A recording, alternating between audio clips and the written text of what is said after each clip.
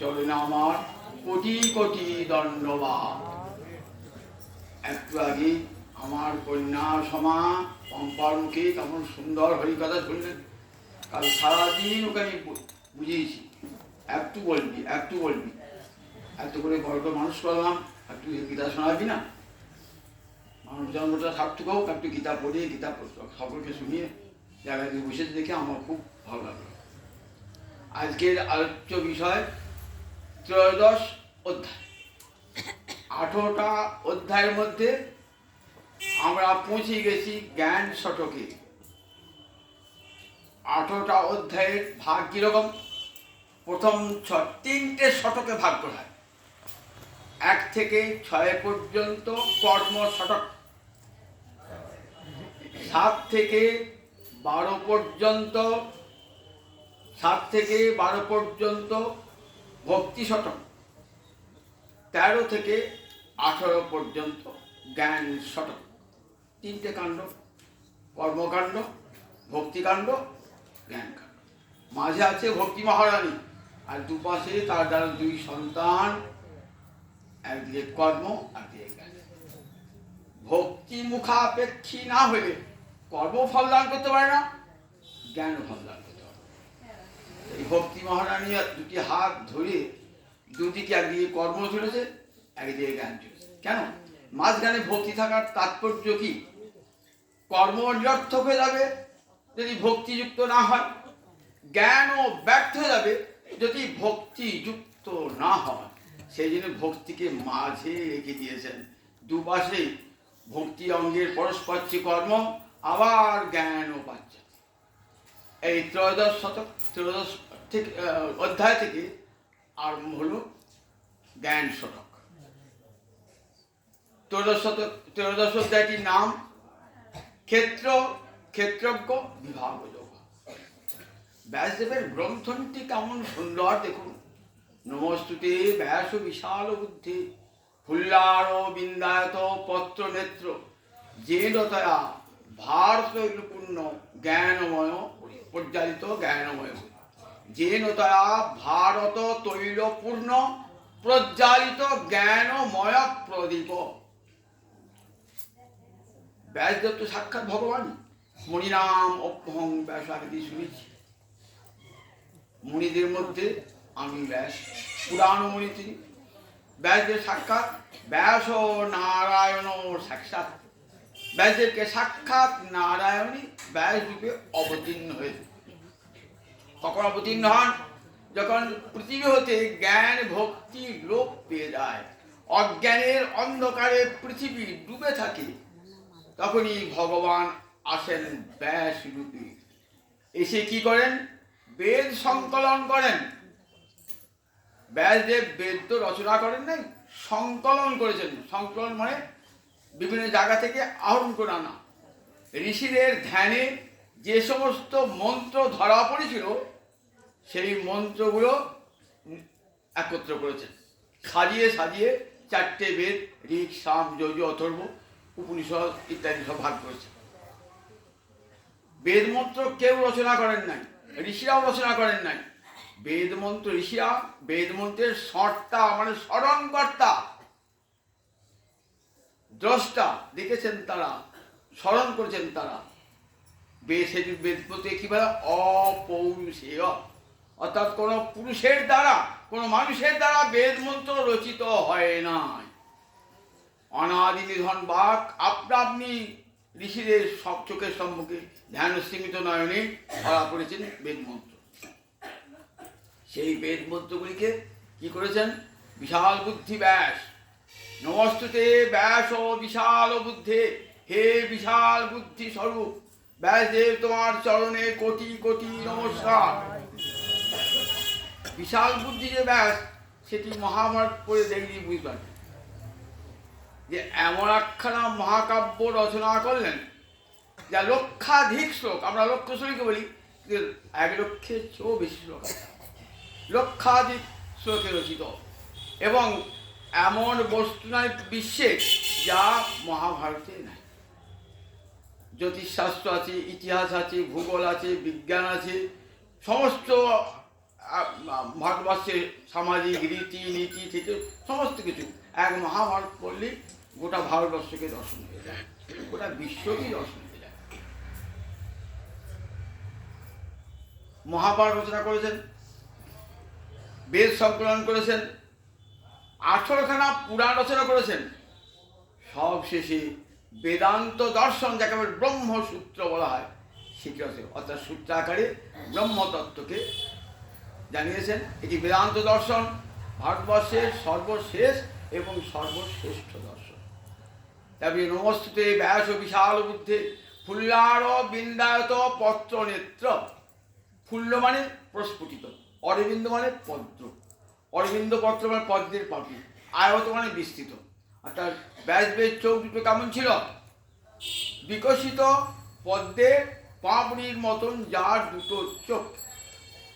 ফুল্লার বিন্দায়ত পত্র নেত্র, এমন যে ব্যাসদেব, বিশাল বুদ্ধি ব্যাস, তোমাকে নমস্কার জানাই। তুমি কি করেছো না, জ্ঞানময় প্রজ্বালিত জ্ঞানময় প্রদীপ, তুমি জ্ঞানময় প্রদীপ জ্বালিয়েছো।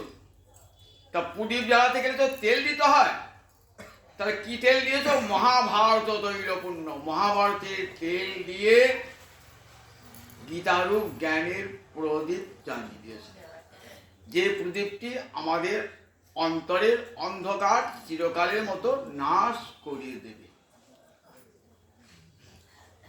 সকৃত গীতাম্ভসি স্নানং সংসার মলনাশনম। একবার যদি কেউ গীতার জলে স্নান করে তাহলে সংসারের মল, সংসার মলনাশ, সংসার মল চিরকালের জন্য নাশ হয়ে যায়। 18টি অধ্যায়ের আজ 13তম অধ্যায়, নাম ক্ষেত্র ক্ষেত্রজ্ঞ বিভাগ যোগ। দ্বাদশ অধ্যায়ে কথা শুনলেন ভগবান শোনালেন অর্জুনকে।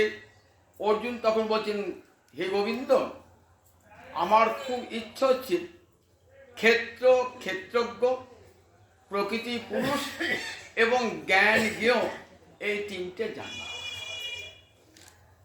তাহলে এই তিনটে নিয়ে এই অধ্যায়টা কি কি? ক্ষেত্র ক্ষেত্রজ্ঞ, জ্ঞান জ্ঞেয় আর প্রকৃতি পুরুষ।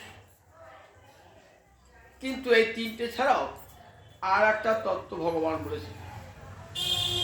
বলছেন, আমাকে বহু জনা বহু পথে উপাসনা করে।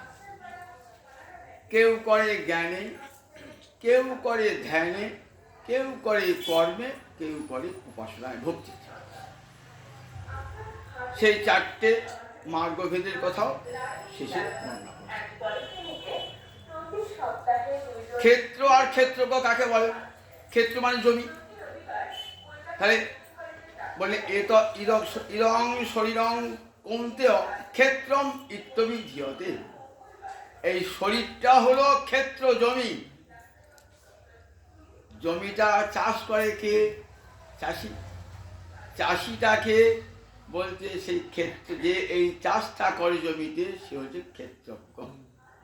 সে হচ্ছে ক্ষেত্রজ্ঞ, অর্থাৎ ক্ষেত্রটাকে জানে। যে একটা জমি চাষ করতে হলে আপনাকে কি জানতে হবে? ফসল লাগাবেন তো, আচ্ছা এই জমিটা ধান হয় না, এই জমিটা আলু হয় না, গম হয়, এই জমিটা কী করবে, সার দিতে হয়, এখানে জল পাওয়া যাবে, এই সবগুলো জানতে হয় তো ক্ষেত্রে। তা এই যে এই শরীরটা তো ক্ষেত্র, এই ক্ষেত্রে ফসল ফলাতে হবে। কে চাষ করবে? তা বললেন ক্ষেত্রজ্ঞ। একজন বলছেন যে ক্ষেত্রটাকে যে জানে সে ক্ষেত্রজ্ঞ। ক্ষেত্রং জানাতি যশ ক্ষেত্রজ্ঞ। পুষ্কর ভর মানেটা ক্ষেত্র আর ক্ষেত্রজ্ঞ। যিনি জানেন, যিনি এই দেহটা ক্ষেত্র, আর এই দেহতত্ত্ব যিনি জানেন তিনি ক্ষেত্রজ্ঞ। গোবিন্দ বলছে সর্বক্ষেত্রে আমি, সমস্ত ক্ষেত্রে আমি ক্ষেত্রজ্ঞ। এই বিশাল বিশ্ব প্রপঞ্চ সেটা যেমন ক্ষেত্র, সেই ক্ষেত্রে ক্ষেত্রজ্ঞ ভগবান শিব। আবার আমার যে দেহপিণ্ড, সেখানেও তিনি ক্ষেত্রজ্ঞ। কীরকম জানেন তো, আগেকার জমিদারেরা একবারে 5,000 বিঘে জমি মালিক। তা 5,000 বিঘে জমিতে সে নিজে চাষ করবে না, তাই জন্য জোরদার রাখতো, জমিদারদের জোরদার থাকতো। কারো 50 বিঘে, কারো 60 বিঘে, 70 বিঘে এই জমি চাষ করতেন, তারা জোরদার ছিল। বড় জমিদারের অধীনে তারা জোরদার।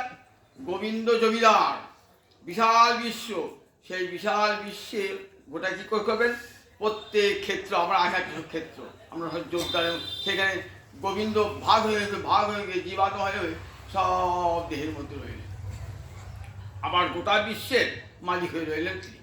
তাহলে গোটা বিশ্বে যে প্রকৃতি, তার ক্ষেত্র গোবিন্দ নিজে। আবার আমার দেহে যে ক্ষুদ্র অংশ এই বিশাল দেহের মধ্যে, সেটারও ক্ষেত্র তিনি। তাই যাহা ব্রহ্মাণ্ডে তাহাই দেহপিণ্ডে, ঠিক আছে। তার জমিটা চাষ করতে গেলে জমির সব জানতে হয় তো, জমির রাজার জমি তত্ত্ব না জানলে চাষ হবে কেমন করে? তারপরে দেহটা কি দিয়ে তৈরি হয়েছে দেখুন, দেহটা কি দিয়ে তৈরি? প্রকৃতি, মহত্তত্ত্ব, অহংকার, তিনটে, 11 ইন্দ্রিয়, 5টা স্থূলভূত, 5টা সূক্ষ্মভূত, তাহলে কথা হলো 21টা, আর 3টে প্রকৃতি, মহত্তত্ত্ব, অহংকার, 24টা, আর এই 24 উপরে পুরুষ 25 তত্ত্ব। 25টি তত্ত্ব এই দেহে, 25টি তত্ত্ব ভাবনা করুন। 25টি তত্ত্ব কি কি? 25টি তত্ত্ব: প্রকৃতি, মহত্তত্ত্ব, অহংকার। প্রকৃতি, মহত্তত্ত্ব, অহংকার।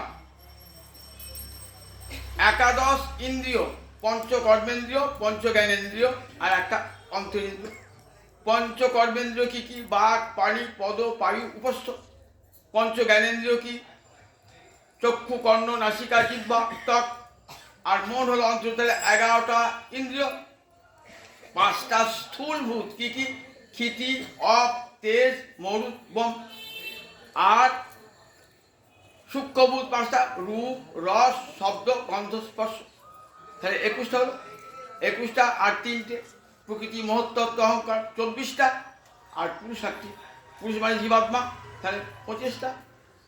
এই যে সাংখ্য দর্শন বলেছেন, গীতা তার সঙ্গে তার একটা যোগ করেছেন। পরম পুরুষ, পুরুষোত্তম ভগবান, তিনি, তারই প্রকৃতি হচ্ছে, তারই পরা প্রকৃতি হলো পুরুষ। এই যে দেহের পিণ্ডে জীবাত্মা রয়েছেন, জীবাত্মা বলেন তারই পরা প্রকৃতি। বলে আমার দুটো প্রকৃতি, একটা পরা প্রকৃতি, একটা অপরা প্রকৃতি। পরা প্রকৃতি জীবাত্মা, আর অপরা প্রকৃতি গোটা ব্রহ্মাণ্ড রয়েছে।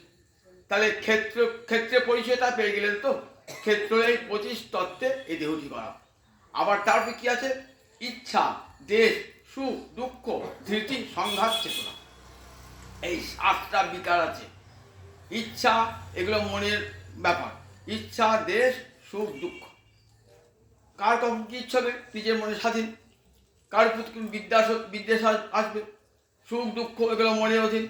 আর ধৃতি মানে মনের শক্তিকে যে ধরে রেখে দেয়, তাকে বলে ধৃতি। আর সংঘাত, শরীরের সঙ্গে মনের যে সমুচ্চয়, শারীরিক সুখ দুঃখের সঙ্গে মনের সুখ দুঃখের যে সমুচ্চয়, তার নাম হচ্ছে সংঘাত। আর প্রাণবায়ুর যে ক্রিয়া, তাকে বলে চেতনা। এই 7টা বিকার, এই 7টা বিকার। আর প্রকৃতির গুণের 3টে বিকার আছে: সত্য, রজ, তম। 3টে বিকার, সত্য, রজ, তম। বলেন এই প্রকৃতিটাকে, এই দেহটাকে যে চেনে, তাকে বলা হয় ক্ষেত্রজ্ঞ। তার দেহের ভিতরে কি রয়েছেন? দেহি রয়েছেন। এই দেহের ভিতরে কি আছেন? জীবাত্মা আছেন, আবার পরমাত্মা আছেন, ভগবানও আছেন। যেমন মূল জমিদার, তিনি সব লক্ষ্য রাখছেন জোরদার কি করছে না করছে।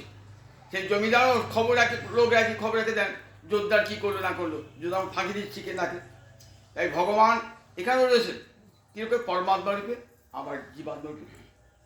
উপনিষদের তত্ত্বে আমরা এটাকে সুন্দর করে উপনিষদ বিয়ে দিয়েছেন। বলছেন দা সুপর্ণা সজুজা সখায়া সমানম বৃক্ষং পরিশস্য জাতে তয়োরণ্য পিপ্পলমি সাধু অতি অনষ্টন অভিচাকসী। সমানে বৃক্ষে পুরুষ নিমগ্ন অনিশয়া শোচতি মুহ্যমান অশ্ব মহিবারং দুষ্টং যদা পশ্যতি অন্নমীশং অশ্বমহিমান ইতিবিত শোক।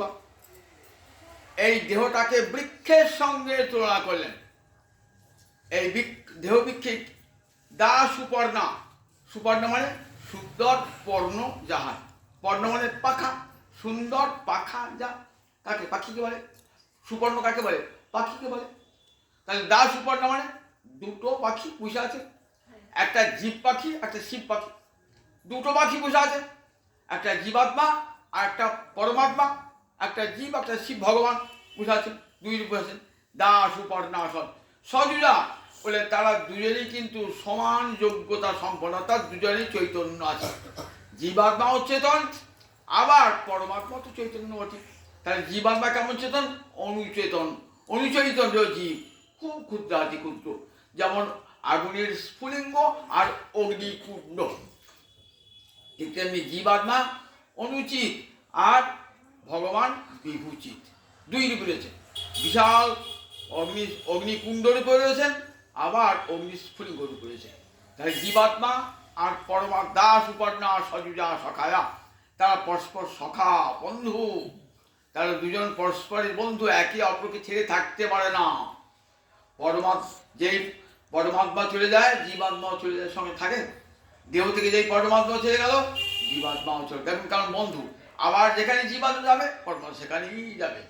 ভাগবতে সুন্দর করে পুরঞ্জন উপাখ্যানে আমরা শুনেছি এই জীবাত্মা পরমাত্মার কাহিনী। জীবাত্মার পরমাত্মা পরস্পর সখা, একজন একজনকে ছেড়ে থাকতে পারে না।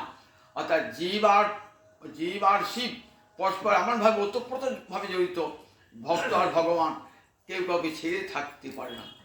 রবীন্দ্রনাথ ঠাকুর কবিতা আছে দুই পাখি বলে, সেই দুই পাখিতে একটা খাঁচায় ভরা পাখি আর একটা বনের পাখি। যারা পড়েছেন তার দেখবি দুই পাখি। বনের পাখিটা এই ছুটে ছুটে আসছে খাঁচার পাখিটাকে, তুই বেরিয়া, কিন্তু খাঁচার পাখি আসতে পারছে না। কেন পারছে না? দুটি ছোলায় পলায় লোভে, একটু দুধের স্বরের লোভে এসে খাঁচার মধ্যেই আছে। এই সংসারে আমরা সামান্য একটু লোভেতে পড়ে আছি, স্ত্রী পুত্রের মুখ তাকিয়ে। একটা গল্প শোনাই, একটা গল্প শোনাই কি করে সংসার খাঁচায় কেমন করে আবদ্ধ আছে।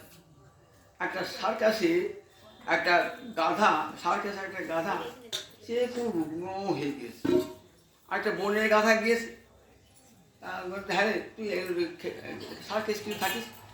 তা বলি সার্কাসে থাকি জানিস তো, দুটি খেতে পাই, এই জানে খেতে ভালো করে দেয় না মালিক, তাই আমি ঝাড় আয় দেখ আমার কেমন ঝাড়ে দিস, বনে ঘুরে ঘুরে বেড়ায়, তুই চলে আয়। তা বলছি তোর সঙ্গে চলে যেতে পারতাম, কিন্তু যাচ্ছে না কারণ জানিস তো, এই মালিকের একটা মেয়ে আছে জানিস তো, তাদের খেলা দেখা। তা মালিক তাকে বলে যে তার থেকে যদি পড়ে যায় না, তো গাধা তার সঙ্গে বিয়ে দিত। তা সেই জন্যে আমি যদি কোনোদিন পড়ে যায় এই আশা আছে, আমি বসে আছি, তবে মালিকের মেয়েটা পড়ে যাবে, আমি সেই আশায় সে সার্কাসে ছাড়তে পারছে না। আমাদের ঠিক স্ত্রী পুত্রের সামান্য একটু মুখে হাসি, সংসারে দু টাকা পয়সা লোভ, এই খাঁচার পাখি আবার ধরে রয়েছে। আমি বনের গাধার যেমন ডাকছে চলে, তেমনি শিব পাখি ডাকছে সংসার খাঁচা ছেড়ে বেরিয়েছো, যদি সুখ চাও তোকে আমি মুক্ত উদ্যানে ঘুরে বেড়াচ্ছি, দেখেছো আমার কেউ বাধা দেবার নাই, আমি পরম সাহী, যতক্ষণ দেহ খাঁচায় রয়েছ ততক্ষণ পরাধীন। দা সুপর্ণা সজুজা সখায়া, সমান সখা বন্ধু আর একটা বন্ধুকে ডাকছে বেরিয়ে খাঁচা থেকে, কিন্তু সংসার খাঁচায় এমন মায়া আবদ্ধ করেছে, সেখান থেকে বেরোবার শক্তি আমাদের নাই। শত চেষ্টা করেও পারি না, এমন মায়ার মহামায়া, মায়াবদ্ধ জীবের নাহি শতকৃষ্ণ গায়ে এমন করে মায়া দিয়ে বেঁধেছেন না, মায়ার দিয়ে কিছুতেই বেরোবার পথ খুঁজে পাই না। আর ওই শ্মশান বৈরাগ বাসে আর সংসার করবো না, ওই দু চার দিন আবার যথের দিকে সংসারে করি, সংসারে খিচিবিচি হলো ধূপ, এই সংসারও করে নাকি অমলে কি তোমরে, আবার আমরা যে সংসার করেছি মরুভূমিতে উটের কাটা খাওয়ার মতো অবস্থা, সংসার ছাড়তে পারে না। ছাড়বি কি করে?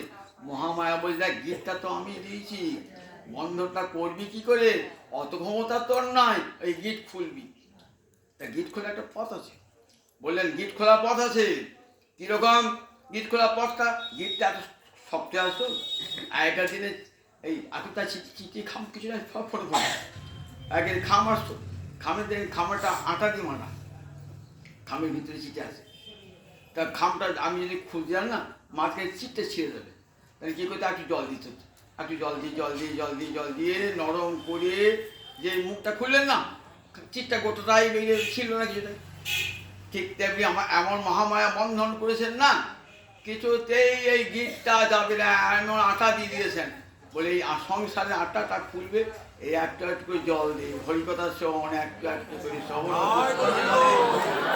এই গীতটা আস্তে আস্তে আস্তে আস্তে আস্তে আস্তে আলগা হয়ে আসে, তখন আর মায়ের বন্ধন থাকবে না, তখন সব বন্ধন ছেড়ে হা গোবিন্দ হে গোবিন্দ বলে। কিন্তু এটা তো মুখে তো বলতে এত সোজা নয়, কিন্তু এত সোজা নয়। ধরুন সাধন করতে করতে করতে করতে বাসনা বসন আপনাকে খুশি হয়। দাস উপর্ণা সজুজা সখায়া সবানঙ্গ বৃক্ষং পরিশস্য জাতি, একটি দেহ বৃক্ষে রয়েছে। দেখুন, এক ভগবান রয়েছেন আর আমিও রয়েছি একই দেহ বৃক্ষে, কে কবিছেন সমানঙ্গ বৃক্ষ পরিশস্য জাতি তৈরন্য পিপ্পলং অত্তি। একজন কি করছে না, ফল খাচ্ছে। এখানে গীতা বলছেন, দেখো যেই প্রকৃতিতে সঙ্গে সে বিচরণ করছে, তখন প্রকৃতি সুখ দুঃখ সে ভোগ করছে, তার নিজের কোনো সুখ দুঃখ নয়, কিন্তু সে সুখ দুঃখ ভোগ করছে, কারণ দেহটাকে সে আমি বলে ভেবেছে। এর নাম দেহাত্মবুদ্ধি। আমি তো দেহ নই, আমি দেহ নই, আমি মন নই, আমি প্রাণ নই, আমি ইন্দ্র নই, আমি জীবাত্মা। আমি ছিলাম, আমি আছি, আমি থাকবো, আমার মৃত্যু নাই। কিন্তু দেহটাকে যে আমি বলে ভেবেছি না, দেহটাকে যে আমি বলে ভেবেছি, তখনই মৃত্যু হয়েছে। যখনই বাবা রোগ এত কাশছি কেন বাবা, কোনো কঠিন রোগ হয়ে তো, এত বারবার গ্যাস সম্বল হচ্ছে কেন, কোনো কঠিন হয়ে তো, ডাক্তারকে ডাক্তারবাবু কোনো কঠিন রোগ না, দেখুন তো, দেখুন দেহটা আমি মরবো কেন, আমি তো আছি। কিন্তু এই দেহটাকে আমি ভেবেছি বলি আমার যত ভাবনা আছে, আমার দেহের সঙ্গে জড়িয়ে আছে স্ত্রী পুত্র আদি, তারা কি ভাবছি, তারা আমার বলে ভাবছি। এই অহন্তা আর মমতা, এই দুটো আমাদেরকে বেঁধে রেখেছে এমন করি।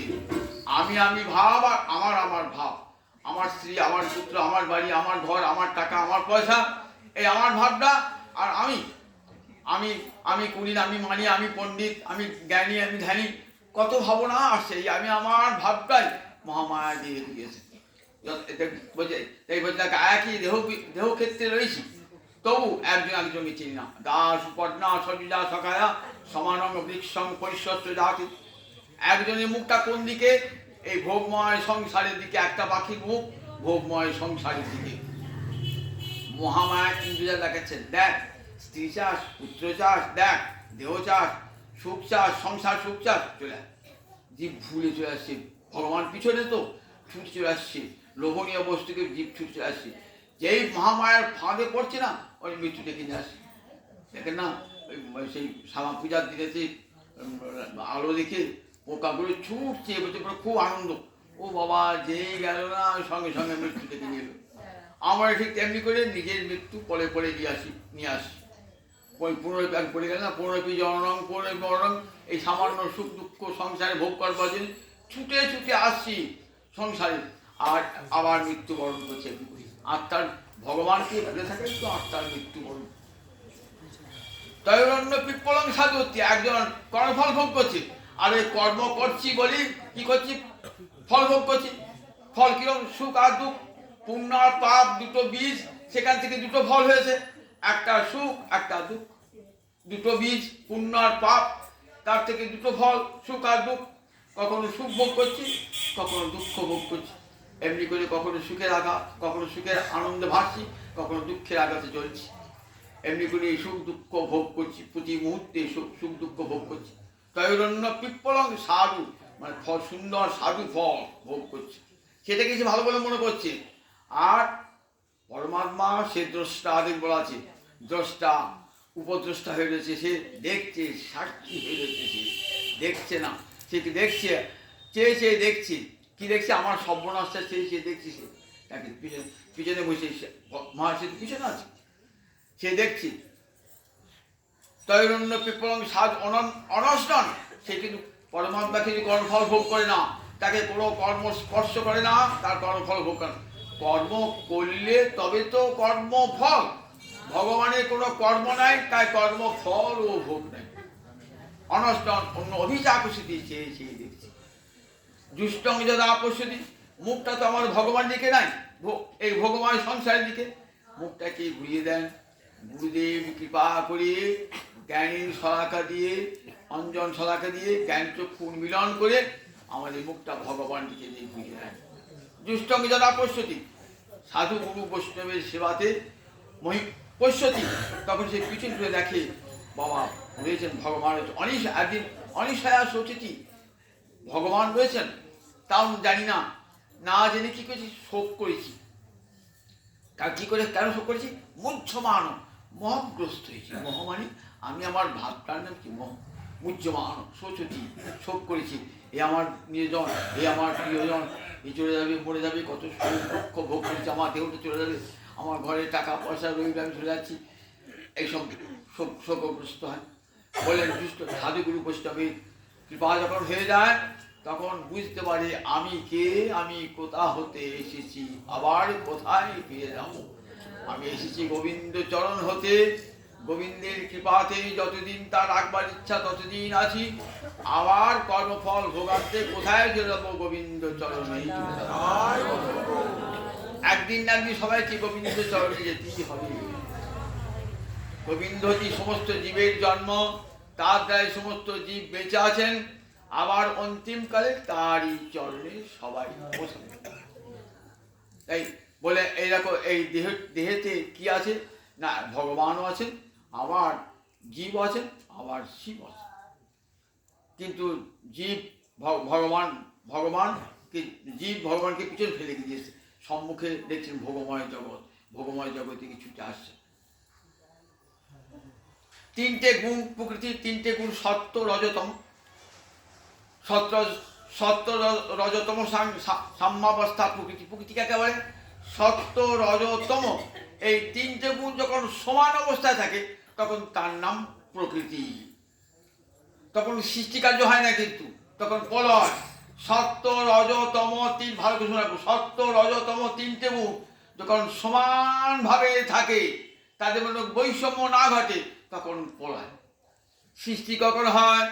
যখন গোবিন্দ ইচ্ছা করেন। গোবিন্দ প্রলয়কালে অনন্তশয্যায় শুয়ে তো, এবার ইচ্ছা হল এক অহম বহুশ্যাম পূজায়, আমি এক আছি, বহু হব। তখন ভগবান কি করেন? দৃষ্টি দান করেন। তদেক্ষত প্রকৃতিতে দৃষ্টি করলেন। এই দৃষ্টিটাই বলছেন বিদ্যাধান, অর্থাৎ গর্ভাধান। এইবার প্রকৃতি ক্ষোভ সৃষ্টি হয়ে গেল, তখন এই সাম্যাবস্থা ধ্বংস হয়ে গেল, প্রকৃতি বৈষম্য অবস্থা হলো। তখন কি হলো? মহত্তত্ত্ব সৃষ্টি হলো। প্রকৃতি মহান মহত্তত্ত্ব, অর্থাৎ সব খণ্ড খণ্ড ভাগ হল। তারপরে গেলে অহংকার তত্ত্ব এসে যায়। তখনই পৃথক পৃথক ভাব, আমি আমার বোদ্ধার নাম অহংকার। অহংকর্মী, অহংকর, এই ভাব যে, এর নাম হচ্ছে অহংকার। তাহলে প্রকৃতি থেকে মহত্তত্ত্ব, মহত্তত্ত্বে অহংকার, অহংকার থেকে পঞ্চ তন্মাত্র, এমনি করে 24টা তত্ত্ব এসেছে। এই 24টা তত্ত্বের দ্বারা এই দেহটা ক্ষেত্র। আর এই 24 তত্ত্বের যিনি মালিক, তিনি হচ্ছেন ক্ষেত্রজ্ঞ। জমির মালিক জমির মালিককে কি বলে? জমির ক্ষেত মালিককে কি বলে? ক্ষেত্রজ্ঞ বলে। এই যে দেহরূপ জমির মালিক ক্ষেত্রজ্ঞ, ক্ষুদ্রাকারেও রয়েছেন পরমাত্মা রূপে, আবার বিশ্ব ব্রহ্মাণ্ডের বিশ্বাত্মা রূপে তিনি রয়েছেন। বিশ্ব দর্শনে দেখেছি গোটা বিশ্ব জুড়েই তিনি রয়েছেন। তাহলে জীবাত্মা এবং পরমাত্মা যাহা ব্রহ্মাণ্ডে, তাই আমার দেহপিণ্ডে রয়েছে এই ভগবান। বললেন এই দেহটাকে জানতে হবে। দেহটা জানলে কি হবে না? এই দেহটা কিন্তু ভগবানের করুণার দান। এমন মানব জমিন রইল পতিতি, আবাদ করলে ফলতো সোনা, মনে রে তুমি কৃষি কাজ জানো না।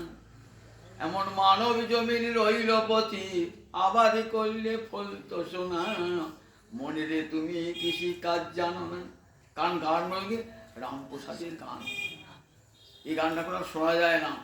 মনে কৃষি কাজ জানো, মন তুমি কৃষি কাজ জানো না। যদি জানতে, তাহলে গোবিন্দ চরণে মনটা দিতে। তুই ভালো কৃষিকার্য জানলে পারে মনটা দিতে। কারণ এই দেহেতেই ফসল ফলতো, প্রেম ভক্তির ফসল ফলতো এই দেহেতেই। এই দেহেতে তুমি বৈকুণ্ঠে চলে যেতে, গোলকে চলে যেতে। দেখো কৃষিকাজ কে জানে? প্রহ্লাদ জানে কৃষিকাজ, মহারাজ অম্বরীশ জানে কৃষিকাজ, রাজর্ষি ভরত জানে কৃষিকাজ। দেখেছ তো এই দেহটা নিয়েই তারা কেমন ফসল ফলিয়েছে। আর আমি পারলাম না, আমি সেই ফসলটাকে বীজ পেলাম বটে, ব্রহ্মাণ্ড ভমিতে ভমিতে কোনো ভাগ্যবান জীব, গুরু কৃষ্ণ প্রসাদে পাহায় ভক্তি লতাবি। গুরুদেব আমাকে কৃপা করে বীজ পুঁতে দিলেন এই দেহেতে। এমন অধম চাষই জানলাম না কেমন করে বীজটাকে অঙ্কুরিত করতে হয়, কি জল দিতে হয়, কি সার দিতে হয়, কেমন মাটি দিতে হয়, আমি জানলামই না। ফলে বীজ দিনের পর দিন শুকিয়ে গেল। একই মানব দেহ, দেখুন সেই দেহটা প্রহ্লাদও পেয়েছেন, মহারাজ অম্বরীশও পেয়েছেন, রাজর্ষি ভরতও পেয়েছেন, এই যুগের রূপ সনাতনও পেয়েছেন। একই দেহ তো, আমার মতো একই দেহ তো, কিন্তু আমি ফসল ফলাতে পারলাম না। রূপ সনাতন ফসল ফলিয়ে ফেললেন, আর আমি পারলাম ফসল যত গৌরগণ এসে ফসল ফলিয়ে ফেললেন, তারা জানতেন কি করে ফসল ফলাতে হয়। এখানে পাশাপাশি দুটো জমি, একটা কৃষি জমি, কি সুন্দর ফসল ফলাচ্ছি, আর আমি ফসল ফলাতেই পারছি না। জানে না যে ফসলটা কেমন করে ফলাতে হয়, সে জানে না। আমাদের মতো অধম এমন মানব দেহ পেয়ে, এমন ক্ষেত্র পেয়েও আমরা পারলাম না ফসল ফলাতে। এমন সৌভাগ্যের জন্ম পেলাম, মানব জন্ম পেলাম। এটা শিক্ষা দিচ্ছেন ভগবান অর্জুনকে, শিক্ষা দিচ্ছেন দেখো এমন সুদুর্লভ যে মানব জন্ম পেয়েছো, এরপর আবার কোথায় জন্মাবো জানি না। কোথায় মানুষও জন্মাবো, না পশু জন্ম, কি পতঙ্গ, না আরবের মরুভূমিতে জন্মাবো, না বেলুচিস্তানে, না পাকিস্তানে, কোথায় জন্ম জানি না। এই দেহটা যখন পেয়েছি ভারতবর্ষে মানব জন্ম, এই জন্ম ধারণ করে আবার যেন ভারতের মাটিতে মানুষ হয়ে জন্মায়, যেখানে হরিভজন হয়। এমন হরিভজন আর বিশ্বের কোনো দেশে হয় না, কোনো দেশে হয় না। এমন করে ভগবানের ভজনা বিশ্বের আর কোনো দেশে হয় না। ভারতবর্ষ আর্যাবর্ত এমন একটি দেশ না, মহান দেশ না, এখানে ভগবান কতবার আবির্ভূত হয়েছেন। এখানকার ঋষিরা কি প্রতিটি ধূলিকণায় ব্রহ্ম দর্শন করেছেন। এখানে বেদ মন্ত্র উচ্চারিত হয়েছে, এখানে হোমের আগুন, যজ্ঞের আগুন জ্বলে উঠেছে। এই মাটি যে কত পবিত্র মাটি না, সপ্ত নদী জল, তাদের বিধৌত জল মাটি, কত সপ্ত মহাসাগর, সপ্ত নদীর জল, এই আর্যাবর্তকে এমন করে গেছে না। এখানে এলেই মনে হয় হরিভজন করি, এমন মাটি গুণ আছে। তীর্থক্ষেত্রে যেমন মনে হয় না ভগবত চিনতে এসেছিলাম, কিন্তু ভারতবর্ষ এমনই। আবার কোন দেশে জন্ম, আবার যদি ভারতবর্ষের মাটিতে জন্মায়, যেখানে বসে যুগ যুগ ধরে ঋষিরা সাধন ভজন করেছে। ক্ষেত্র ক্ষেত্র এরপরে বললেন জ্ঞান আর জ্ঞেয় কি। ক্ষেত্র ক্ষেত্র কথা শুনলেন, জ্ঞান আর জ্ঞেয় কি। তা বললেন দেখো জ্ঞান কি, এটা তো কথা দিয়ে বোঝাতে পারবো না। মনে করুন একটা দয়া কি, আমরা ছেলে আমাকে জিজ্ঞাসা করেছেন বাবা দয়া কি, তা আপনি দয়াটা কোনো সংজ্ঞা দিতে পারছেন না। তো তখন কি দেখালেন, যে একটা লোক রাস্তায় পড়ে আছে, খেতে পাচ্ছে না, আমি বাড়ি থেকে দুটি নিয়ে গিয়ে এক মুঠো অন্ন তাকে দিলেন, বলেন এইটা দেখ দয়া। একে বলে দয়া। একটা দয়ালু লোককে দেখিয়ে দয়াটা চেনানো হয়। ঠিক তাই ও ভগবান অর্জুন কি কেমন করে জ্ঞানের কথা বলছেন না, অনেক জ্ঞানীর লক্ষণগুলো বলছেন, জ্ঞানীর লক্ষণগুলো বলছেন। তাহলে জ্ঞানটা বুঝলাম, জ্ঞানী লক্ষণগুলো ওই দয়ালু লোকটাকে দিয়ে যেমন দয়া দেখানো হলো, তাকে একে বলে দেখ দয়া। ওই খেতে পারছিল না ক্ষুধার্ত ব্যক্তি, ওকে দেখো ওই গিয়ে মানুষটিকে এক দুটো খাবার দিয়ে ওকে বলে দয়া, বুঝতে পারলো। ঠিক তেমনি ভগবান অর্জুনকে কাকে জ্ঞান বলেছেন আছেন, জ্ঞানী লক্ষণ দিয়ে। জ্ঞানী লক্ষণ আর ভক্তির লক্ষণ দেখবেন একই। আমরা গতদিন আমি সময় পেলাম না, জ্ঞান আর ভক্তি যে একই বস্তু, এটা বলবার সময় পেলাম না। জ্ঞানকে কি করছে, ভক্তির শিব গোসাই করছে ভক্তির বিশেষ জ্ঞান, জ্ঞান বিশেষ, জ্ঞান বিশেষ ভক্তি। বললেন ভক্তি হলো বিশেষ জ্ঞান। গীতায় যাকে বলছে বিজ্ঞান বলেছে, বিশেষ জ্ঞানকে ভক্তি বলেছে। ভক্তির জ্ঞান বিশেষ। জ্ঞান হলো পরোক্ষ জ্ঞান, আর বিজ্ঞান হলো অপরোক্ষ জ্ঞান, প্রত্যক্ষ অনুভূতি এনে দেয় বিজ্ঞান। কিরকম জ্ঞান আর ভক্তির পার্থক্য শুনবেন। কৌরব এবং পাণ্ডব এরা দুজনই তো কুরুবংশজাত। পাণ্ডুর ছেলেরাও কুরুবংশজাত, আবার ধৃতরাষ্ট্রের ছেলেরাও কুরুবংশজাত। কিন্তু আমরা ভাগ করেছি, ধৃতরাষ্ট্রের ছেলেরা কৌরব, পাণ্ডুর ছেলেরা পাণ্ডব, কিন্তু একই বংশজাত। তাহলে পাণ্ডব ভাগ করলাম কেন? পাণ্ডব বলে কি বলা যায়, শ্রী গোসাই বলছেন কৃষ্ণ সখা ইতি বদ্ধ। পাণ্ডব বলে বলা যায় এরা কৃষ্ণের বিশেষ কৃপা প্রাপ্ত। এমনই প্রাপ্ত না, ওই জায়গাটা পাণ্ডব বর্জিত, মানে ভক্তি চিহ্ন নাই, বুঝলেন? বাবা আমরা চাই গেলাম পাণ্ডব বর্জিত জায়গা, তার মানে কোনো ভক্ত লোক নাই সেখানে, দেখেছেন তো? তাহলে পাণ্ডব কৃষ্ণ সখা ইতি। তাহলে বলে ঠিক রাখো, সেই জ্ঞান আর ভক্তি ঠিক এই ভক্তি জ্ঞান যখন পরিপক্ক হয়ে যায় তখন সেটা ভক্তিতে হয়ে যায়। তেষাং জ্ঞানী নিত্যযুক্ত এক ভক্তি বিশিষ্যতে। গীতার জ্ঞান কিন্তু ওই মায়াবাদীর ব্রহ্মজ্ঞান নয়। মায়াবাদীর ব্রহ্মজ্ঞানের সঙ্গে গীতার জ্ঞানের বিরোধ আছে। মায়াবাদীর ব্রহ্মজ্ঞান সেটা বলে অহং ব্রহ্মাস্মি, এটা আগে বলেছি, অহং ব্রহ্মাস্মি, আমি ব্রহ্ম। গীতার জ্ঞান বলে না না, আমি তো কৃষ্ণের দাস, কৃষ্ণের অংশ। তাহলে গীতার জ্ঞানটা ভক্তির সাধক, আর ওই মায়াবাদীর ব্রহ্মজ্ঞানটা ভক্তির বাধক। কেন? কোনো মায়াবাদী দেখেন ওই ফুল দিয়ে তুলসী দিয়ে গোবিন্দ সেবা করে না, তারা বলে আমি তো ব্রহ্ম। তারা ভক্তির কোনো উপচারও নেয় না, ভক্তির অঙ্গে কোনো সাধন ভজন শ্রবণ কীর্তন আদি এসবগুলো তারা মানেও না। ভগবানের অবতার, ভগবানের লীলা এসব তারা মানিয়ে না। সেই ওই জ্ঞানটা ভক্তির বাধক, ওই জ্ঞানটা গীতার সমর্থন করেন নাই। কোনো ভক্তিবাদীরা ওই জ্ঞানটা সমর্থন করেন নাই। মহাপ্রভু বলেছেন না, ও মায়াবাদীর ব্রহ্মজ্ঞান শুনো না, শুনলে কি হবে? ভক্তি নাশ হয়ে যাবে, ভক্তি নাশ হয়ে যাবে। বলে ওই মায়াবাদীর ব্রহ্মজ্ঞানের কথা শুনলে ভক্তি নাশ হয়ে যাবে। যখন মহাপ্রভু প্রকাশচন্দ্র সরস্বতী কাছে গিয়েছেন না, কাশি গিয়েছেন না, তখন কি বলছেন? হ্যাঁ হ্যাঁ, চৈতন্য চৈতন্য বলি কি আগে এসে শুনেছি, কেবল নাচে কাঁদে গান গায়, চৈতন্য বলে এসেছেন। তো মহারাষ্ট্রের ব্রাহ্মণ তার খুব মনে লেগেছে, তো বলছেন বললাম আমি তোমার নাম করলাম প্রভু, তা বলছেন চৈতন্য চৈতন্য। মহাপ্রভু বলছেন কৃষ্ণ নাম সবার মুখে আসে না। দেখেছেন তো, এত বড় পণ্ডিত প্রকাশচন্দ্র সরস্বতী, কিন্তু ব্রহ্মজ্ঞানী, তার কৃষ্ণ নামটি মুখ দিয়ে এলো না। বলেন মায়াবাদী তো ওর জিহ্বায় কৃষ্ণ নাম উচ্চারিত হবে। যখন মায়াবাদীর সঙ্গে সাক্ষাৎ হলো, মহারাষ্ট্রী ব্রাহ্মণ নিমন্ত্রণ করলেন না, নাচো কাঁদো কেন?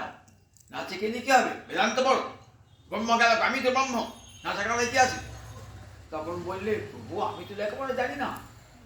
মহাপ্রভু বলছেন যে বিদ্যাসাগর উপাধি ওই সমস্ত পণ্ডিতকে হারিয়েছিলেন, বলছে আমি জানি লেখাপড়া যায় না কিছুই। আমার গুরুদেব একটা কানে কি মন্ত্র দিলেন, সেই মন্ত্রকে আমি পাগল হয়ে গেল, মধ্যে এই মন্ত্র জপিতে পাগল হয়ে গেল। আমার গুরুদেব বললেন, এই বলে ভাগবত একটা শ্লোক শোনালেন। তখন প্রকাশচন্দ্র সরস্বতীর জ্ঞান সম্বিত ফিরে এলো মুখের কথাতে। তারপর একে একে এমন করে বেদান্ত দর্শন মায়াবাদীর ব্রহ্মজ্ঞানকে খণ্ডন করলেন ভক্তিতত্ত্ব দিয়ে। শেষ পর্যন্ত প্রকাশচন্দ্র সরস্বতী গৌরহরির চরণে আত্মীয় হাহন্ত হাহন্ত পরমেশ্বর চিত্ত ভবন ব্যক্তি ভবন্তি সাধন কৌতয়। আমার সব সাধন নষ্ট হয়ে গেছে, আমি কি করছি? মায়া ব্রহ্ম এই দিবারাত্রে কাটিয়েছি, আমার অন্তরাত্র কৃষ্ণ ভক্তি এলো না, পরম ব্রহ্মই যে শ্রীকৃষ্ণ এ আমার বোধ এলো না, তা আমি যে তার দাস এ বোধ এলো না। আমি নিজেই ব্রহ্মের আসনে বসে পড়েছি। ব্যক্তি ভবন্তি সাধন কৌতয়, আমার কোটি কোটি সাধন ব্যক্ত। আজ গৌরহরি তোমার চরণে রয়েছে ভক্তির বীজ, আমি তোমার সেই চরণে স্মরণ গ্রহণ করলাম। আমার হৃদয় কুশল মরুভূমি, ভক্তির গঙ্গা জল, ভক্তি মন্দাকিনী বই দিয়ে বিখ্যাত গ্রন্থ লিখেছেন চৈতন্য চন্দ্রামৃতম লিখেছেন, বৃন্দাবন মাহাত্ম্য এসব গ্রন্থ লিখেছেন। পরবর্তীকালে এই নাম হয়েছিল প্রবোধানন্দ সরস্বতী। তাহলে দেখুন বললেন মায়াবাদী যে ব্রহ্মজ্ঞান না, সেই ব্রহ্মজ্ঞানটা ভক্তির বাধক, ওই জ্ঞানে ভক্তি আসবে না। সেখানে ভগবান উপাস্য দেবতা আর উপাসক এই পার্থক্য নাই, এই পার্থক্য নাই, উপাস্য উপাসকের পার্থক্য নাই। উপাস্য উপাসক উপাসনা বলে কিছু নাই, আমি তো ব্রহ্ম, আমার উপাস্যকে আমার উপাসনা কি, এই বোধ আছে এই মায়াবাদী ব্রহ্মজ্ঞানী, অদ্বৈতবাদী ব্রহ্মজ্ঞানী। এই ব্রহ্মজ্ঞানটা কোনো ভক্ত সাধক গ্রহণ করেন নাই, স্বামী ঠাকুর রামকৃষ্ণ গ্রহণ করেন নাই এই মায়াবাদীর ব্রহ্মজ্ঞান। কারণ তিনি তো নিজে মাতৃভক্ত ছিলেন, সাকার বিগ্রহ উপাসনা করেছেন, কাজে তিনিও বলতেন না এই মায়াবাদীর ব্রহ্মজ্ঞান গ্রহণ করেন নাই। আচার্য শঙ্কর শক্তিকে স্বীকারই করলেন না, অথচ তিনি শক্তির সেবা করেন, শক্তিকে স্বীকারই করেন না। দেখবেন বেদান্ত দর্শনের শাক্ত মতকে কেমন করে খণ্ডন করেছেন ব্যাসদেব। বললেন দেখ এই জ্ঞানম জ্ঞানচ বললেন জ্ঞান এই জ্ঞানী লক্ষণ কি বলেন? অমানিত্যম, অদম্ভিত্বম, আচার্যোপাসনম, আত্মবিনিগ্রহ, এগুলি সব বলেন জ্ঞানী লক্ষণ। কি কি বলেন? অমানিত্যম, ভক্তের লক্ষণ অমানিত্যম। অমানিত্যম না মানে নিজেকে অমানি ভাবা, ভক্ত ভাবে নিজেকে অমানি, আবার জ্ঞানীও ভাবে নিজেকে অমানি। আমি অমানি, অর্থাৎ আমাকে আবার মান দেবে কে? আমি কি মানের যোগ্য লোক নাকি? এই বোধটি না এলে কখনো কৃষ্ণ ভজন, ভগবত ভজন হয় না, গুরু কৃপা লাভ হয় না।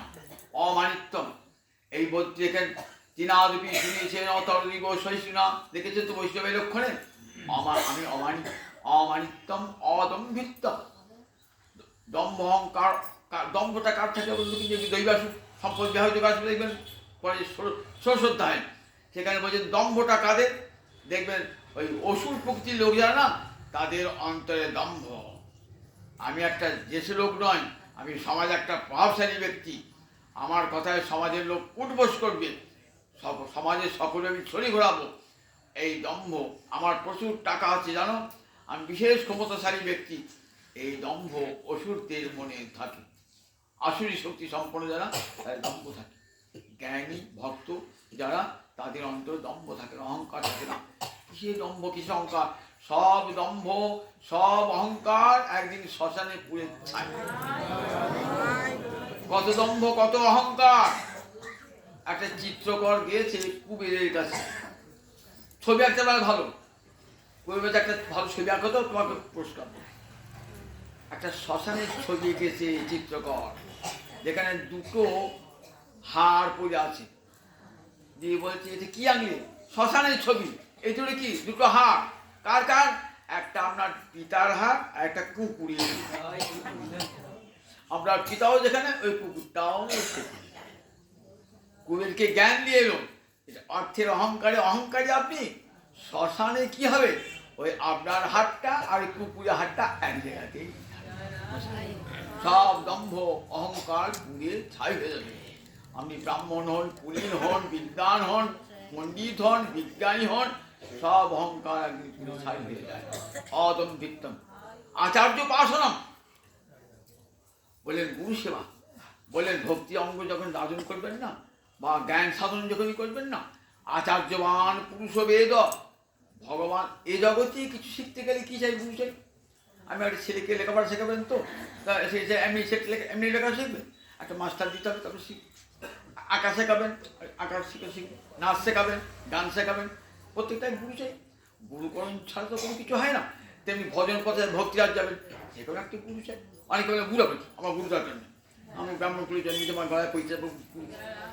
ব্রাহ্মণ মানে যে সে গুরু হয়ে জন্মিয়ে গেছে, ব্রাহ্মণ যে সে গুরু হয়ে জন্মিয়ে গেছে, আর তার গুরু শুরু করতে হবে না। কি আশ্চর্য ব্যাপার দেখুন, ওই কোথাও বলা আছে যে ব্রাহ্মণ এসে গুরু হয়ে জন্মায়, তাকেও গুরু গ্রহণ করে। স্বয়ং মহাপ্রভু ভগবান পর্যন্ত গুরু গ্রহণ করেছেন, স্বয়ং ভগবান কৃষ্ণ পর্যন্ত গুরু গ্রহণ মন্ত্র গ্রহণ করেছেন। ভজন পথে যেতে গেলে গুরু চাই। আর কে দেখাবেন? পথটা দেখাবেন কি? তৎপদম দর্শিতম, যেন কে পথ দেখাবে? গুরুদেবের ভজন পথ দেখাবে, গুরুদেব দেখাবে ভজন পথ। তাহলে আচার্য উপাসন, আচার্যের উপাসনা না করলে পারে কেমন করে ভজন হবে? আচার্য পথ দেখাবেন, কেমন করে আমি কেমন করে গোবিন্দ ভজন করতে হবে? শিষ্যকে বলবে শিষ্যস্তি হন সাধি মাং তাং প্রপন্ন, আমি তোমার শিষ্য, আমাকে উপদেশ দাও কোন পথে গেলে আমার পরম মঙ্গল লাভ হবে, কল্যাণ লাভ হবে। গুরুদেব সেই পথে নির্দেশ দেবেন, গুরুদেব সেই পথে নির্দেশ, সেই পথে ভজন করতে করতে গুরু নির্দেশ। শুধু তাই না, গুরু নিয়ে যাবেন হাত ধরে, শিষ্যকে কোথায় নিয়ে যাবেন? গুরু হাত ধরে নিয়ে যাবেন গোবিন্দের কাছে। এটাই তো গুরুর কাজ। সংসার দাবা নরলীর লোক ত্রাণায় কারণ্য ঘনা ঘনত্বম প্রাপ্তস্য কল্যাণ গুণার্ণবস্য বন্দে গুরুশী চরণারবিন্দ। সংসার জ্বালায় জ্বলছি আমরা, সেখানে গোবিন্দ গুরুদেব এসে করুণার বাড়ি সিঞ্চন করি, আমার দেহ মন শীতল করি, আমাকে নিয়ে যান গোবিন্দ চরণের কাছে নিয়ে যান।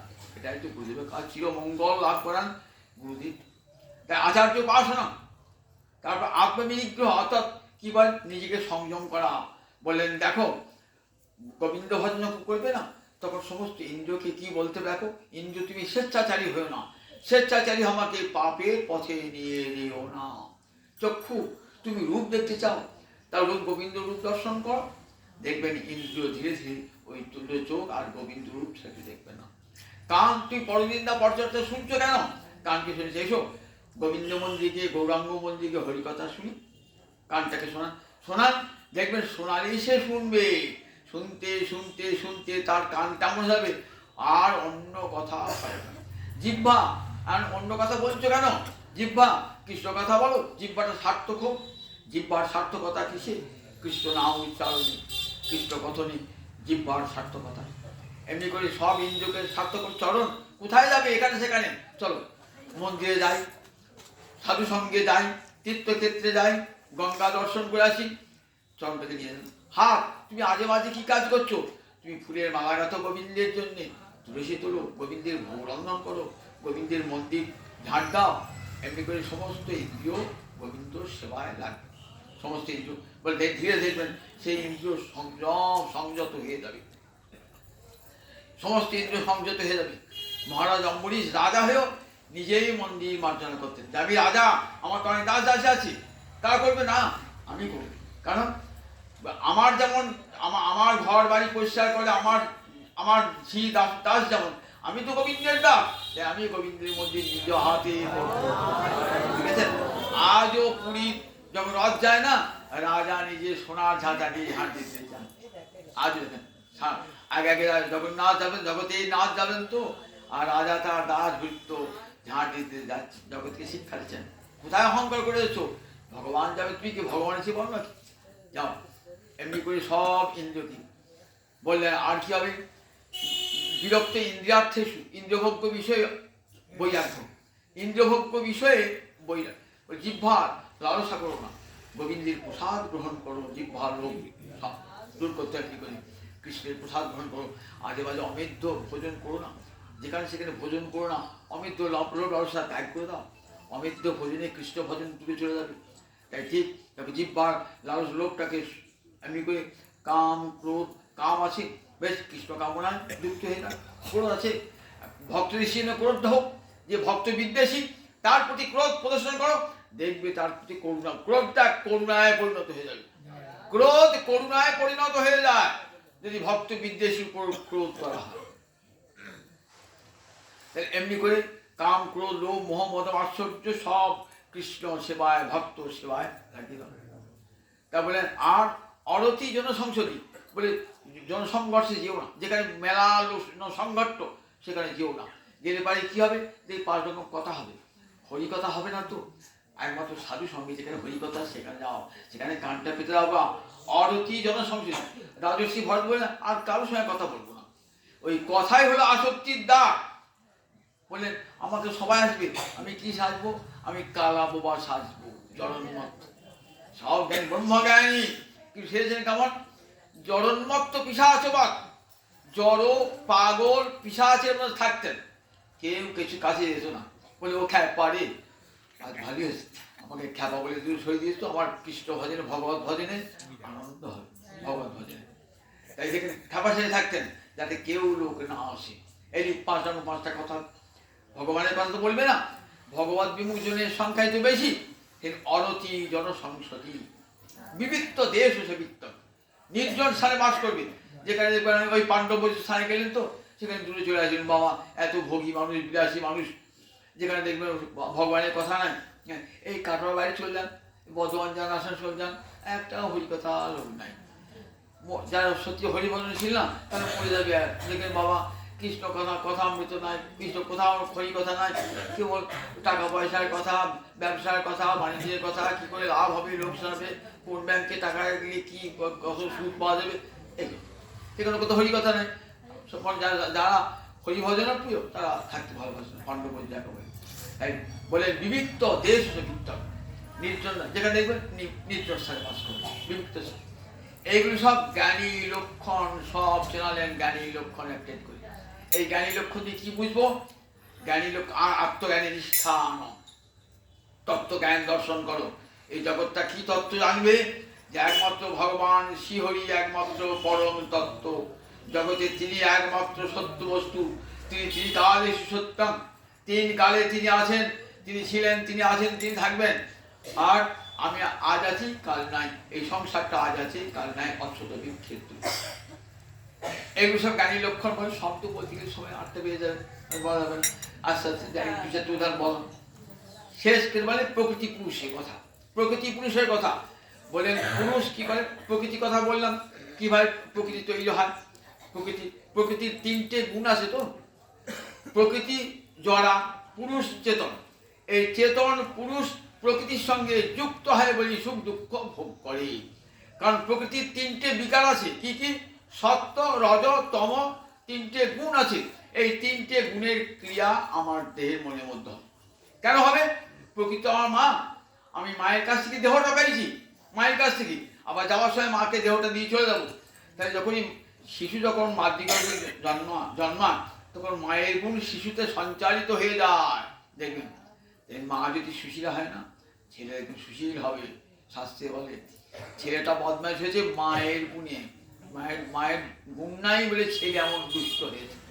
বাবার জন্য বলে না, কিন্তু বলে মায়ের দুঃশীল মাতৃদোষ। সে না, শাস্ত্র বলেছেন ছেলে দুষ্ট হয় মায়ের দোষে।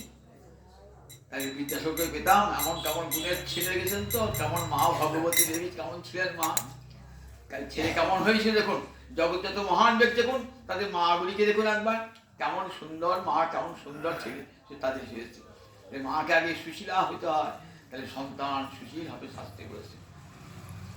তা প্রকৃতি মায়ের গুণ, সেগুলো আমার আসবে। প্রকৃতি মায়ের গুণ, সেগুলো প্রকৃতি যা যা দোষ গুণ সেটা আমার মধ্যে বর্তাবে। সত্য, রজ, তোমার 3টে গুণ আছে। সত্যগুণ যদি প্রবল হয়, কার মধ্যে কোন গুণ প্রবল হবে? সত্যগুণে আমি ধার্মিক হব, আমি শাস্ত্র উন্মুখী হব, শাস্ত্র অধ্যয়নশীল হব, ভগবতমুখী হব। যদি সত্যগুণ বৃদ্ধিপ্রাপ্ত হয়। যে রজগুণ হয়, টাকা পয়সা রোজগার করতে হবে, বাড়ি ঘর তৈরি করতে হবে, বাড়ি গাড়ি করতে হবে, কী করে বড় লোক হয় যাতে রজগুণ। মেয়ে ধরে কেমন করে কী করে অন্যায় করে 5 নম্বর 2 নম্বর 3 নম্বর 5 নম্বর করে কেমন করে আধ্যাত্মিক বড় লোক হয় করবে, তার যারা রজগুণী হবে। আর তমগুণী যারা হবে, তারা বোকা, একবারে অলস নির্জীব হয়ে থাকবে, তারা পথে ভিক্ষুক হয়ে থাকবে, নয় মোট বই কুড়িগিরি করবে। বলে এই 3টে গুণ থাকবে তো। তবে 3টে গুণ সবার মধ্যে, ওই সত্যগুণ থাকলেও রজতম থাকবে, কিছু রজ থাকলেও সত্যতম থাকবে, আবার তম থাকলেও রজ সত্য থাকবে। এই 3 গুণের খেলা চলে আমাদের এই দেহে। 3 গুণের কখনো সত্যগুণ প্রবল হয়, কখনো রজগুণ প্রবল হয়, কখনো তমগুণ প্রবল হয়। এবং এই গুণের অনুযায়ী আমাদের কর্ম স্বভাবগুলো তৈরি হয়েছে। সেইভাবেই দেখুন সত্যগুণের মানুষ ধীর, স্থির, জ্ঞানী, সমস্ত মায়া, মমতা, প্রীতি, ভালোবাসা, এগুলি সব সাত্ত্বিক গুণে। মায়ের কাছ থেকে এই গুণগুলি সে সত্যগুণ পেয়েছে। আমাদের খুব রাগী, ক্রোধী, হিংসুটে দেখবেন সেটাও মায়ের কাছ থেকে পাওয়া, রজগুণ থেকে পাওয়া। রজগুণটা প্রবল হয়েছে, সেই ওই সব গুণ তার এসেছে। আবার আলসে, ঘুমুচ্ছে, কাজকর্ম করে না, কুড়ে, বলে সে গুণটা তমগুণ মায়ের কাছ থেকে পেয়েছে, বলে সে তমগুণটা পেয়েছে। বলে এইগুলো এই যে 3টে গুণ আমার উপর ক্রিয়া করে। এই প্রকৃতি বলেন পুরুষ চেতন, প্রকৃতি অচেতন। পুরুষ যখন প্রকৃতির সঙ্গ করে, তখন কি হয়? প্রকৃতির 10 গুণ তাকে স্পর্শ করে, প্রকৃতির 10 গুণ তাকে স্পর্শ করে। নইলে আমি তো কেমন নিত্য শুদ্ধ মুক্ত অপাপবিদ্ধ, আমি জীবাত্মা, আমার তো পাপ নাই, কিচ্ছু নাই, পুণ্য নাই, কিছুই নাই। আমি প্রকৃতির সঙ্গ করেছি, আর প্রকৃতির সঙ্গ দোষে সর্বগুণ নাশ, সব গুণগুলো আমার চলে। এবার আমি সুখ দুঃখ নানা ভোগ করছি, প্রকৃতির সঙ্গে থেকে সুখ দুঃখ ভোগ করছি। সংসারে যেই প্রবেশ করলাম, কত দুঃখ বেদনা সব ভোগ করতে, প্রকৃতির সংসারে যে ঢুকে পড়লাম। এই 3টে তাহলে বললেন ক্ষেত্রজ্ঞ, জ্ঞান জ্ঞেয়, প্রকৃতি পুরুষ। 3টে বলে শেষকালে ভগবান বলছেন, জানো আমাকে উপাসনা এক একজন এক এক হতে করে। কেউ জ্ঞানের দ্বারা করে, আমার জ্ঞান মানে বিচারের পথ, বিচার পথ, নেতি নেতি নেতি, কাজে মনন বালিকার প্রতিদর্শন, নেতি নেতি করে যে থাকলো, সেটা অনাত্ম, সেইটা অনাত্ম। বৌমা, শাশুড়ি বলে বৌমাকে বলছে এই খই বাঁচো, হ্যাঁ, তা খই বাঁচতে বাঁচতে যেটা পড়ে থাকলো, সেটাই হলো অনাত্ম। ধান হয়ে পড়ে থাকবে, ধানি খোসা হয়ে পড়ে থাকবে। বলে ঠিক তেমনি করে নেতি নেতি নেতি নেতি করতে করতে যেটা পড়ে থাকলো, সেটাই হলো অনাত্মা। বললেন ঠিক এরকম ধানের মধ্যে খই মাছের মতন এমনি করে বিচারের পথ, জ্ঞানীর পথ হলো বিচারের পথ। বিচারের পথে যাবেন যারা জ্ঞানী, যারা বিচারের পথে যান, তারা যুক্তি তর্ক বিচার দিয়ে যান। আর যোগী যোগের পথে কর্মের পথ কেমন বলেন, সকাম যদি কর্ম করো, সকাম কর্ম করলে কি হবে না, সকাম কর্ম করলে পরে তোমাকে বন্ধনে নেবে, নিষ্কাম কর্ম করলে তোমাকে মুক্তির পথ দেখে দেবে। যোগীর পথ, ধ্যানের পথ কেমন করে ধ্যান করবে বলেন, নির্জন স্থানে, পবিত্র স্থানে সমান হয়ে বসবে, উঁচু নয় নিচু নয়। ধ্যান যোগের বলেছি এগুলো উঁচু নয়, আমার করে দেহটাকে সমান করে বসবে, নাসাগ্রে দুটি দৃষ্টি রেখে দিয়ে ভগবানের যে কোনো রূপে সংলগ্ন করে মনটা ধ্যান। আর একটা পথ হলো ভক্তি পথ, উপাসনা পথ। এই পথটাই সবচেয়ে সহজ। এটি কি হয় না, শ্রবণ কীর্তন নবিধা ভক্তি অঙ্গ যাচন করা, শ্রবণং কীর্তনং বিষ্ণু শরণং পাদ শিবরং অর্চনং বন্দনং দাস্যং সক্ষম আত্মনিবেদন। এই 9টি পথে গোবিন্দ ভক্তি যাচন বলে। দেখো যারা সবাই এতে অধিকারী, সবাই কর্ম জ্ঞান যোগে অধিকারী হওয়া বড় কঠিন। জ্ঞানীর পথে অন্বেষণ করা বড় কঠিন, যোগী ধ্যানের পথও বড় কঠিন, আবার সকাম কর্ম নিষ্কাম কর্ম করা সেও কঠিন। কিন্তু ভক্তির পথ দেখো এমন সহজ পথ না, আপনি বসে গোবিন্দ মন্দির কানটি পেতে দিলেন, কত বড় কাজ হয়ে গেল, মনের সব মন হয়ে গেল। শুনতে শুনতে শুনতে শুনতে দেবেন কি হবে বলে, অভদ্রাণী বিদুনতি ঝভদ্রাণী, সব অভদ্র নিত্যং ভাগবত সেবা। প্রতিদিন হরিকথা শুনতে শুনতে ময়লা আমি দূর হয়ে যাচ্ছে। ঝাঁটার কাজ হরিকথা ঝাঁটার কাজ করে, আমার হৃদয়ে কত ময়লা জমে আছে, সেটা দূর হবে কেমন করে, ও হরিনাম হরিকথা রূপ মার্জনে দিয়ে, যে তো তারপরে মার্জনা বলে আশা এসো হরিকথা আসুন, দেখবেন চিত্তের সমস্ত মালিন্য দূর হবে। তখন চিত্তের মালিন্য দূর হলে আমার হৃদয় মন্দিরে যে ভগবান শ্রীহরি করে দৃষ্টি করবে, মানে মানব জীবনটা সার্থক হোক। যার দাস হয়ে বেশি, আমি অহং নিত্য হরের দাস, আমি তো নিত্যকালের শ্রীহরির দাস। শ্রীহরির উপাসনায় তো আমার কর্তব্য। গোবিন্দ উপাসনা করবো বলে তো পৃথিবীতে এসেছি, সংসার সেবা করবো তো আসি নাই, এসেছি আনুষঙ্গিকভাবে সংসার সেবা করব। আমার মূল লক্ষ্য গোবিন্দ সেবা। আমার সংসারটাকে আমি গোবিন্দের সংসার করে তুলব। আমার সংসার কি জন্যে? গোবিন্দ সেবার জন্যে। আমি দ্বার পরিগ্রহ করে কেন আমি এক হাতে কৃষ্ণ সেবা করতে পারছি না, আমার স্ত্রী এসে আমার ভক্তি অঙ্গ জাগরণে সাহায্য করবেন। আমার পুত্র কেন আমার যে সেবার প্রতিষ্ঠা করে গেলাম, পরবর্তীকালে আমার পুত্র যেন এই সেবা করে, এই মন্দির থাকলো, এই বিগ্রহ থাকলো, সেবা করবে। পরপর পরপর বংশ তার নাচি পুঁচে পরপর এই বংশধারায় সেবা চলবে। এই জন্যে সংসার করা, এইটি মনে রাখতে হবে। গোবিন্দ সেবার জন্য আমার সব সংসার, আমার স্ত্রী পুত্র আমি সব গোবিন্দ সেবার জন্য। গোবিন্দ সেবা এমনি করে দুর্লভ মানব জন্ম সফল হয়ে যাবে, সার্থক হয়ে যাবে। এমন এই যে মানব জন্ম, মানব জমিন, এটাকে আর ব্যর্থ করো না। সুন্দর ভগবান অর্জুনকে বলছে, অর্জুন দেখো দুর্লভ মানব জন্ম, 84 লক্ষ জনই ভ্রমণ করে এই মানব দেহ পাওয়া যায়। এই মানব দেহ বড় দুর্লভ মানব দেহ। এই দেহ গোবিন্দ ভজনের জন্য, এই দেহ যেন বৃথা না যায়। একটা কীর্তন শুনি শেষ করে দেবো।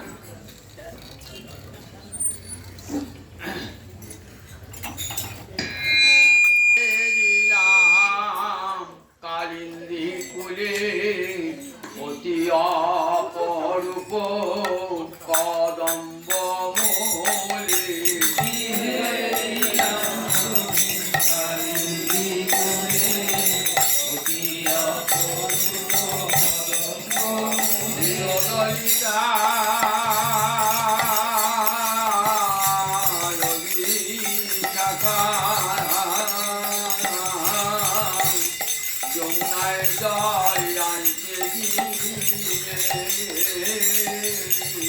আমি কি হে নীলাম কালিন্দী কুলে, কি হে নীলাম কালিন্দী কুলে অপরূপ কদম্ব মূলে,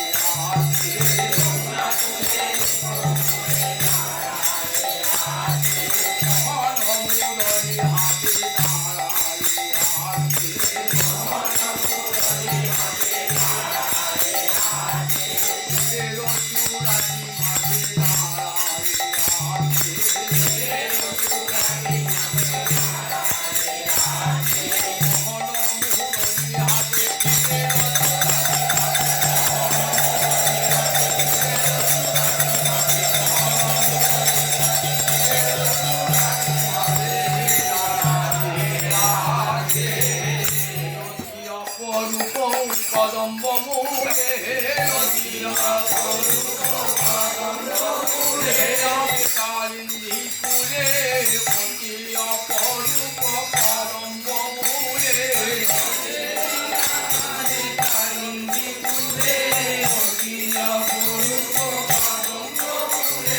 অচলা চপলা মেঘের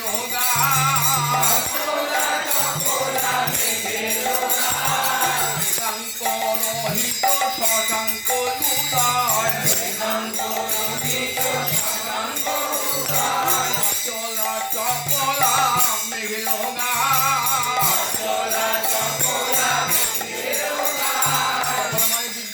বিদ্যুৎ একবার দেখে সরে যায় তো কিন্তু কি আসবে জানিস অচলা চপলা মেঘের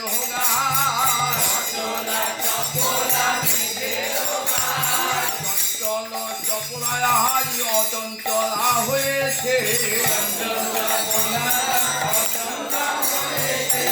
চল চপলা অচঞ্চলা হয়েছে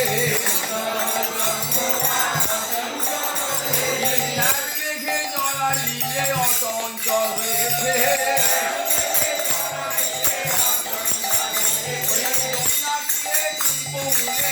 অচলা হয়েছে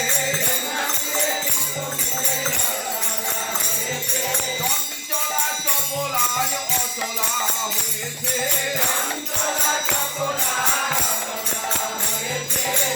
গায়ে জড়াইলে অচলা হয়েছে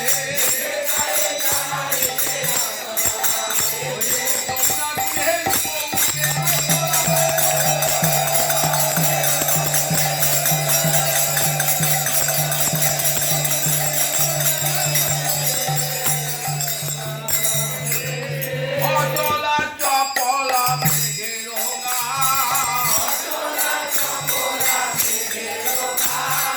শশাঙ্ক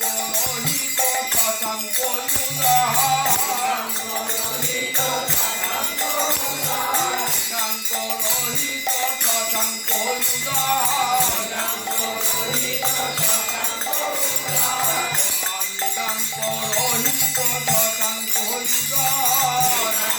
রহিত শশাঙ্ক কইতে নারী নাচিছে ময়ূর জলদ পরি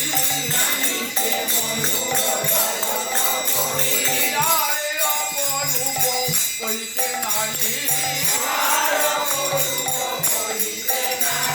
নাচিছে ময়ূর জলদ পরি উপরে মেঘ থাকে আর নিচে ময়ূর থাকে উপরে মেঘ থেকে ময়ূর নাচে তো কিন্তু কি আসলে গেলাম নাচিছে ময়ূর জলদ মেঘের উপর নাচছে মেঘের উপর ময়ূর নাচে তুমি দেখেছেন মেঘের নিচে নাচে নাচিছে ময়ূর জলদ পরি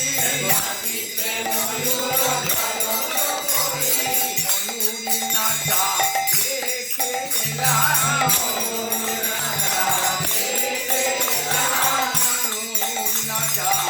দেখে এলাম দেখে এলাম মেঘের উপর ময়ূর নাচা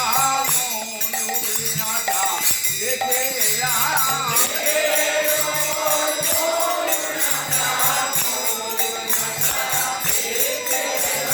মেঘের উপর ময়ূর নাচা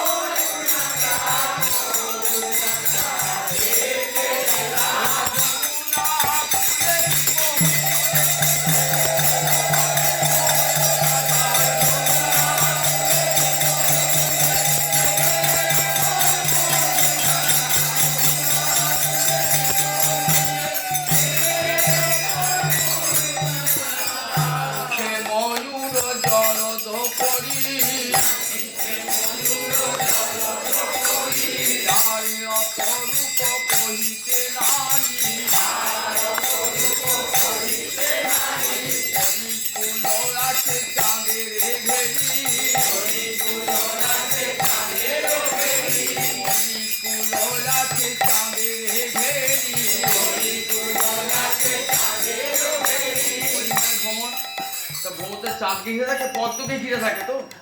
অলিকুল আছে আমাদের গোবিন্দের বদনচন্দ্রকে পদ্ম মনে করছি। গোবিন্দের চুলগুলো কেমন কোঁকড়া গরম হয়েছে না, চারিদিকে ভ্রমণ বসে আছে। তবে যে অলিকুল আছে চাঁদের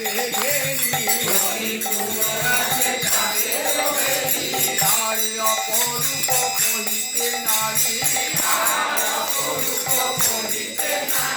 তথা মেঘে তথা না হয় বাড়ি, তথা মেঘে তথা না হয় বাড়ি,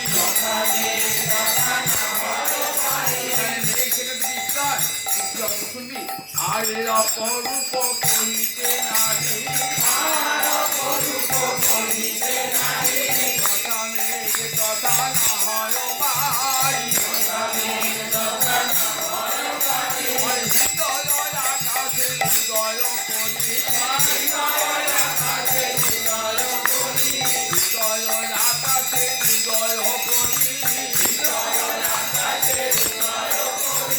নয়ন যুগলে বহে বাড়ি, মেঘ আর কোথায় বৃষ্টি, আমার হৃদয় আকাশে হৃদয় করি,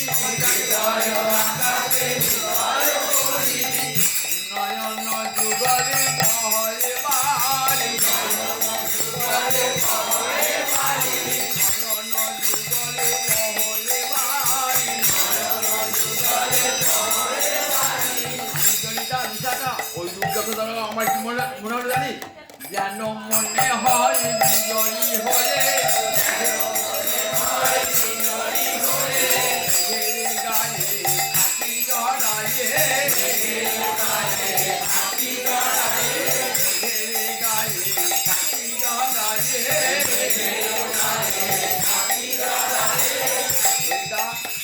জানিস ওই মেঘকে আমার কি মনে হয় জানিস? দুর্লতা হয়ে মেঘের গায়ে জড়িয়ে থাকে। যেন মনে হয় জড়ি হয়ে গায়ে থাকি জড়াইয়ে,